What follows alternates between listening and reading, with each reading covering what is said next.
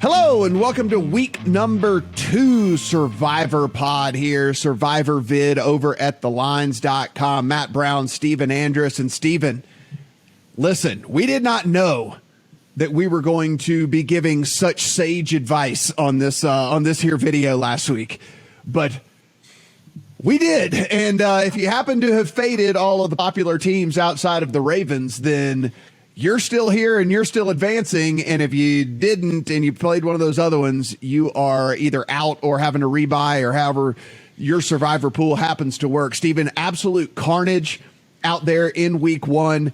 Over half of the entries in the Circa Millions, in the Circa Survivor, it's gone. 6,113 entries all the way down to under half still available in this thing. And listen, this is kind of what we warned about, but not necessarily. We didn't think there'd be this many upsets per se in week 1. But what we were saying is if you're playing to win it at the end, it just pays to zig where other people are zagging. And if you happen to have done that this past week outside of the Ravens, you feel pretty good about yourself. Yeah, it wasn't just Circus. The more popular free ones like ESPN, 47% were eliminated week 1. So a couple of pools were bailed out by a tie still advancing, which I think is garbage, really? Matt. I've seen pools, the DraftKings $100 entry for the $1 million prize, the ESPN one, the Colts tie allowed them to advance, which I think is just amateur hour. That's not advanced. They didn't win. Survivor's winning. That is garbage. That is absolute garbage. Well, so as we always say, check the rules, check your house rules.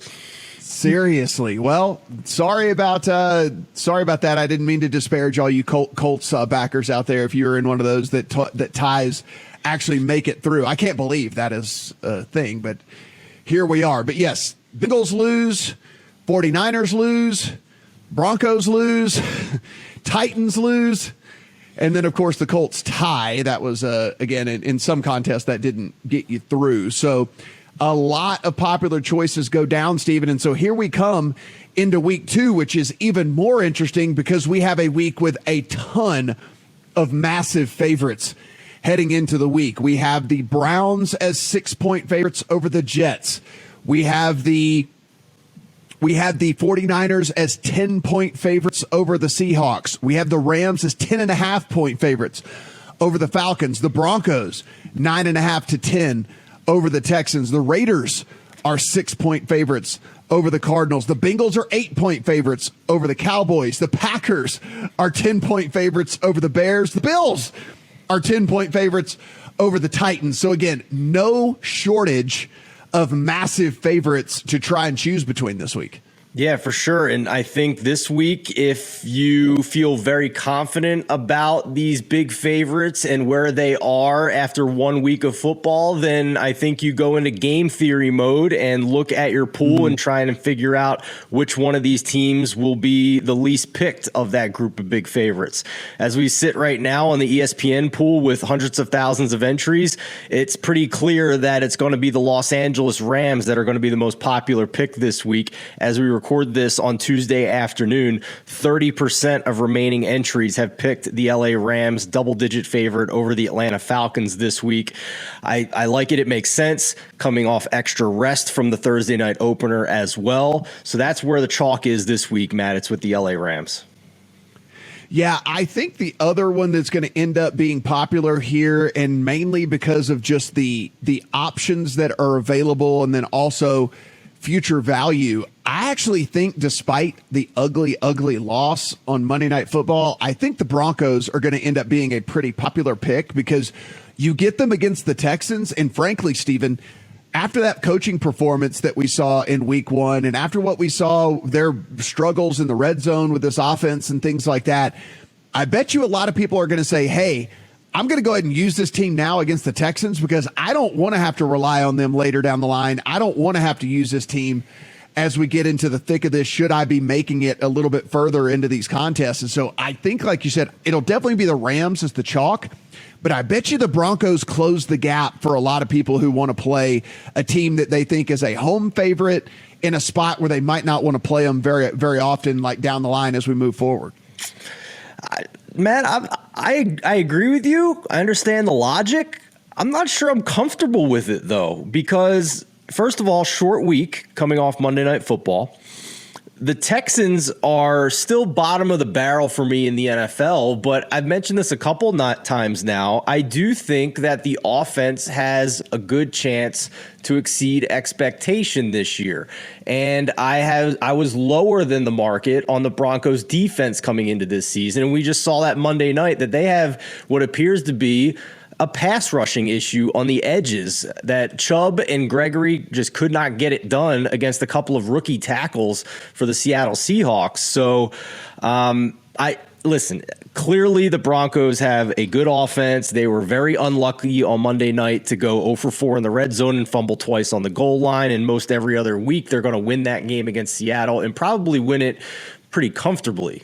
But the Texans offense is feisty enough to me that I'm at least a little uncomfortable here until I see the Broncos offense clicking on all cylinders and I start seeing a little bit better decision making by Nathaniel Hackett. That end of game situation was one of the most horrific I've ever seen. I don't know what was going on there. Yeah. I mean, listen, that was easily one of the worst. I mean, one of the worst time management, one of the worst decision making, coaching debuts I think I've seen in a hot minute. Look, do I give him a little bit of a pass? He's never coached an NFL game before. It was the only team entering the week, Stephen, that had a completely new everything. So some teams had new head coaches. There was no team that came in with a new head coach, new offensive coordinator, new defensive coordinator, and new quarterback. And didn't play their starters in the preseason either.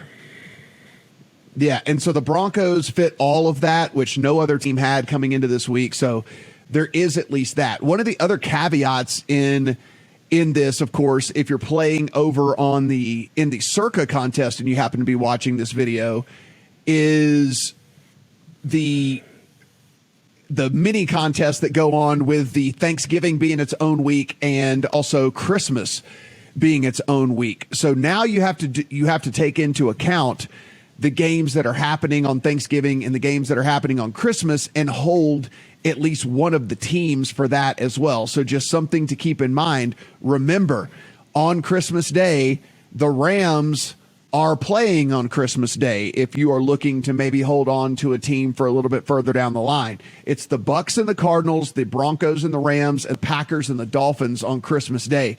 None of those games jump off the page as like screaming to be obvious plays. And so it does bring another level of strategy into this to where, do you hold on to 3 of these teams and hope by the time Christmas rolls around you're still in the contest and right, you're able to pick from 3 different teams? So, Stephen, that's just another wrinkle here that we have going on. Of course, on Thanksgiving, Bills and Lions, Giants and Cowboys, and then Patriots and Vikings. If you wanted to hold on to the Vikings for that Thanksgiving Day game, I get it. I think the Bills, holding on to the Bills for that game against the Lions might be a little bit of overkill. I think you could use the Bills in a more high leverage situation, but Vikings against the Patriots, Vikings being at home against this Patriots team that looks really, really bad, I think is a good way to go.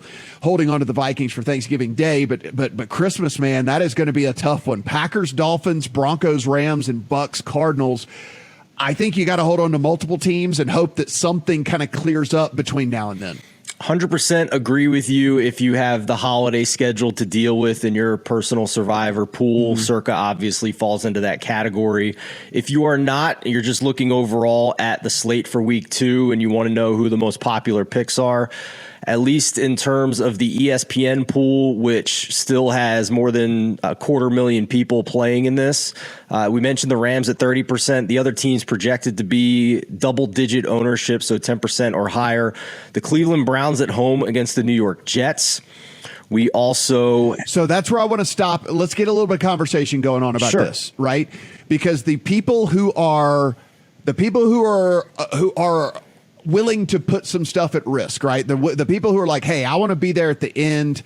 I want to make sure that I have, some really good teams in pocket if I make it down to the absolute stretch here. The Browns against the Jets is going to be something that comes up multiple times, Stephen, between now and when picks have to get locked in. in whatever pool that you're in, because you do find this Browns team as nearly a touchdown favorite over this Jet squad. And you're probably asking yourself, when am I really going to feel confident using this Browns team again, unless they have Deshaun Watson out there? And hey, he isn't back until their 12th game. And if you just need, you got to be around, right? Yeah. I mean, like, I don't think holding the Browns for when Deshaun Watson comes back is anything you'd be looking for here. And so, like, the Browns don't have a lot of future value really to me and all that. And I think it's kind of one of those deals where if you're playing to win it, right? If you're in a bigger pool, if you're in a smaller pool, you play it more conservatively. But if you're in a bigger pool, I think the Browns at least have to be in really big consideration for you. But am I confident the Browns are definitely going to win this weekend? Because I don't know about you. I actually think that this spread is wrong. I don't think they should be 6.5, and I wouldn't be surprised if we get closer to the 3 by kickoff in this game. So that's part of the equation for me as well here. We are talking about a team who week 1, yes, beat the Carolina Panthers like we thought they might. We thought that plus money on the Browns was a good bet. But this offense could only put up 4.8 yards per play. And Jacoby Brissett was only 18 of 34 for 147 yards. So I don't feel great about that. And the Jets have a pretty good rush. Well, D. Carolina's they held defense the Ravens is in check to less than 70 yards rushing in week 1. Yeah, but the overall, as a unit, top to bottom, though, the Panthers defense is exponentially better than the Jets. And so I do believe that even if the run game isn't as prolific, which, again, the run game is going to be much better for this Browns team than it is for basically any other team in the NFL. I do think he could have at least a little bit more success through the air. So I do think that they're at least a viable option. I mean, if we don't go there, Steven, then we're going to the Bills against the Titans, or we're going to the Packers against the Bears. And, like, I guess you could waste the Bills this week if you wanted to. The Bills are a team that I would love to hold on to as long as I possibly can, because they're going to be favorites in every single game they play. So I would rather find myself kind of backed into a corner and have the Bills as my out. So I guess from there, the Packers and the Bears, I could at least somewhat get behind that. Because, again, I think you and I both don't believe that very fluky weather weird win for the Bears this past week is indicative of how this team is going to be moving forward. I agree with the fact that the Packers are as big a favorite as they are. Completely agree with you. The Packers do have some, this is a team, a lot of new parts, right? A lot of new receivers, trying to get the offensive line healthy after Jenkins and Bakhtiari didn't play in week 1. So I want to make sure that those guys are playing this week. I do think it's a get right spot. We saw the same thing with Green Bay last year after a tough opening week loss to the Saints.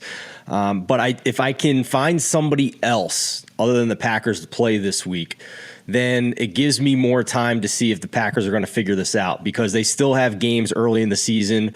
Week 5 against the Giants, who look a little bit better to start the year, but week 6 at home against the Jets as well is juicy. Week 7 at Washington is another juicy spot to play.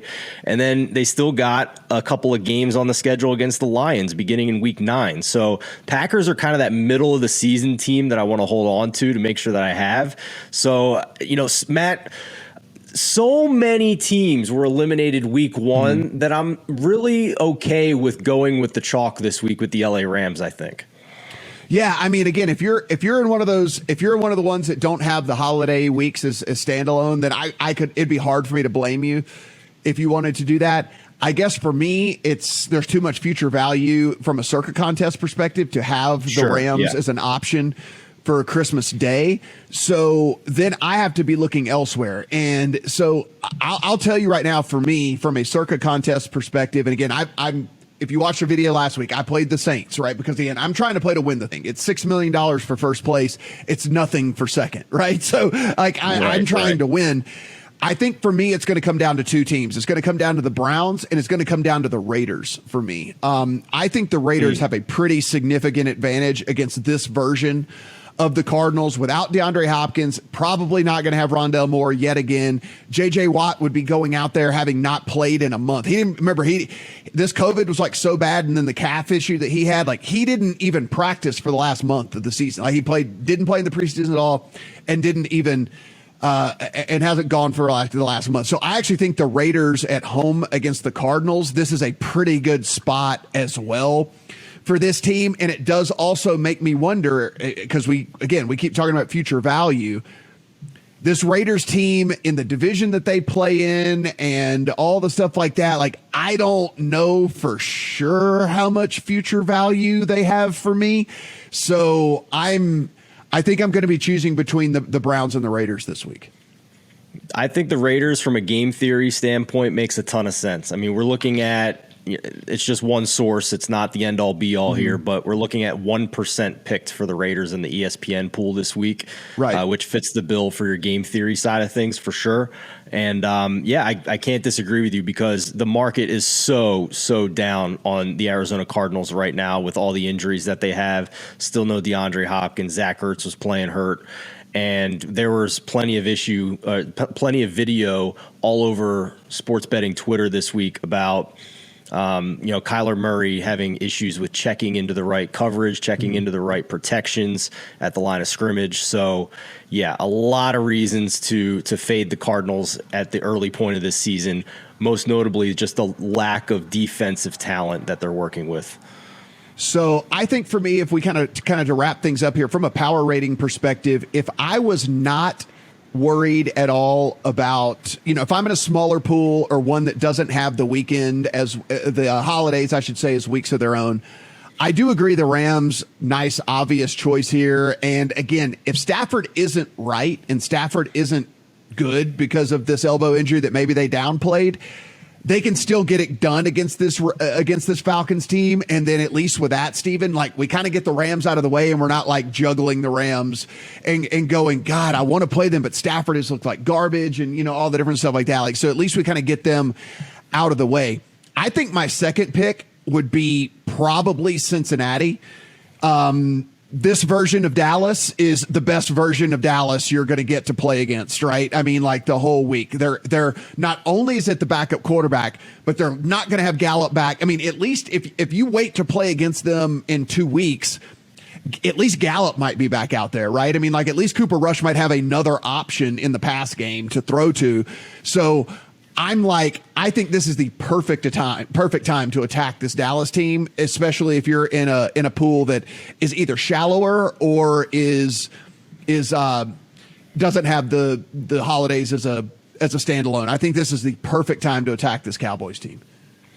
Can't disagree with you whatsoever. I thought that the Steelers were the flukiest winner of week 1 of any team. I think if you played that game 10 more times, the Bengals might win it 9 times. So, I mean, they're missing their long snapper. That's how they lost the game. I mean, it's just, how do you handicap that? So, I agree with you. I think you're never going to get a better spot to play the Cowboys than this week, and you have all kinds of weapons with Cincinnati still, just like we talked about coming into the season. For me, how I'd handicap it, I still have the Rams on top.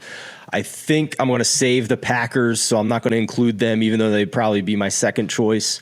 And then I think I can get behind the Broncos and the Raiders, like you mentioned, because I think that the Broncos were probably the unluckiest team in week 1 with how much they moved the ball, with how elite they were in yards per play. If they just straighten out some red zone stuff and just don't fumble, they're fine. And they're playing the Texans this week. So that's kind of how I have it here. Yep. For me, if like I said, if I'm in Circa and I needed to hold some teams here. Yeah, if I was in Circa, Matt, I'm not playing the Rams this week. If I was in Circa, no way am I playing the Rams this week. Yeah, same. So like if I'm in Circa, which I am, like for me, it's going to be a choice this week for me between the Browns, the Raiders, and the Bengals. And it's really just going to be me kind of handicapping which team I feel over the course of this week really and truly is going to have the most future value to me. I feel like the Browns are just not going to have any future value for me, and it might end up just being them because I do get them against playing the Jets early on in the year with when it's still Flacco and all that at quarterback. But, listen, not to say that I won't end up on the Raiders or the Bengals somewhere along the line as well.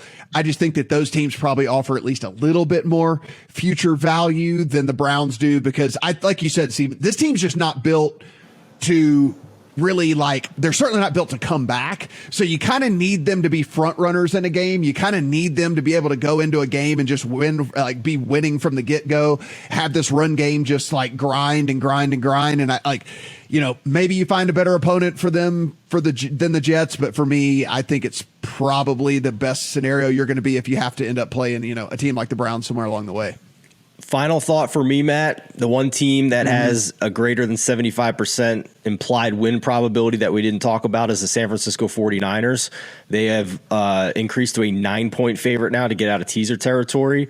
Full disclosure, I did tease them earlier this week down to 2.5 when the line was 8.5 and paired it with the Vikings.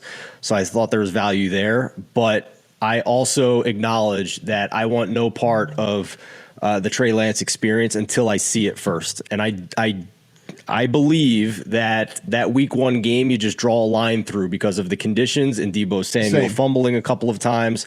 But with basically a rookie quarterback and just his second start of the season, I just want to see it first before I use him in Survivor, and we find some better spots to use him down the road.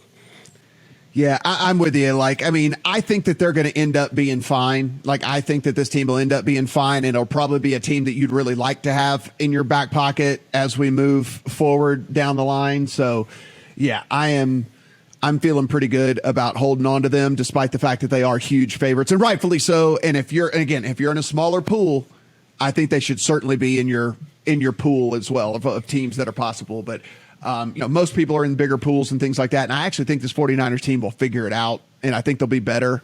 And so I'd rather have them down the line as well. But what a week one, Stephen. So interesting, so crazy. Hopefully you're still in your Survivor pool or we're able to buy back in. And if so, let's go ahead and take this thing all the way to the end. For Stephen, I'm Matt. Be sure hit that subscribe button down below. Everything we do absolutely free. Head over to the lines, join the Discord, get into the chats over there. And then, of course, we have free contests each and every week where you can take home either some awesome swag, some cash, gift cards, et cetera, et cetera. So we're giving you free money to come and play with us over there as well. Good luck on your Survivor pick here in week 2.